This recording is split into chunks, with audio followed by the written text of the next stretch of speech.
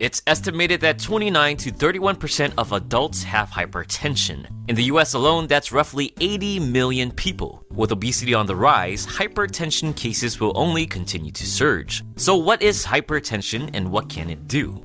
Hypertension is consistently having either a systolic blood pressure greater than 140 millimeters of mercury or a diastolic blood pressure greater than 90 millimeters of mercury. Having high blood pressure increases the force exerted on your arteries, creating microscopic tears in the artery walls. Scar tissue eventually develops from the tears, creating crevices where particles of fat, cholesterol, and platelets will lodge into and cause plaque buildup. The arteries will narrow, preventing adequate blood flow through the area. Ultimately, the minimized blood flow can lead to stroke, vision loss, heart attack, kidney disease, and, for you young rabbits, sexual dysfunction.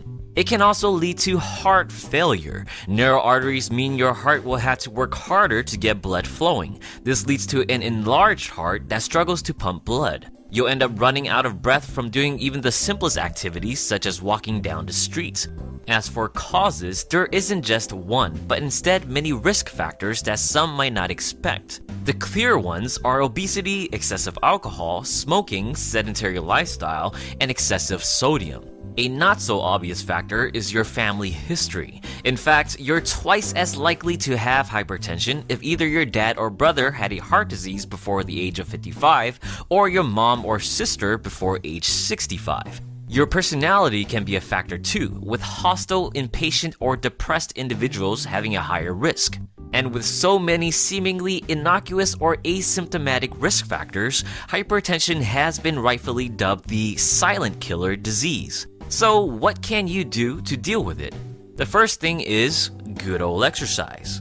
Low to moderate intensity activities for 30 minutes 3 to 4 times per week is recommended. Brisk walks, gardening, or dancing the night away counts too. If 30 minutes is too tough, then split the workout to 3 10-minute activities instead. And if you're up for it, doing more wouldn't hurt. Exercise has shown to lower your systolic blood pressure by 4 to 6 millimeters of mercury and diastolic blood pressure by 3.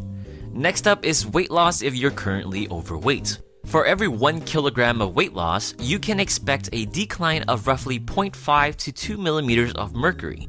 And if you choose to lose weight, make sure you adjust your diet too. Healthcare professionals recommend the DASH diet, short for Dietary Approach to Stop Hypertension. This diet will lower your intake of saturated fats and cholesterol and add more fruits, veggies, and low-fat dairy. Some great food choices are good old chicken, fish, and nuts. On the other hand, try skipping red meats, sweets, and sugar. And definitely avoid too much salt. Salt increases water retention, which can increase blood volume, thus blood pressure. You want to keep sodium to about a teaspoon of table salt per day. That means bye-bye to frozen dinners and hello to peppers, herbs, and constant food label scrutiny. And finally, try limiting smoking and alcohol if they're problematic now. That means you gotta start upping your mocktail and virgin pina colada game. We never want to ever deal with hypertension and probably subconsciously avoid knowing if we do have it. But it's one of those things we need to stay on top of if we want to live a healthy and rewarding life. So make sure you keep that blood pressure in check.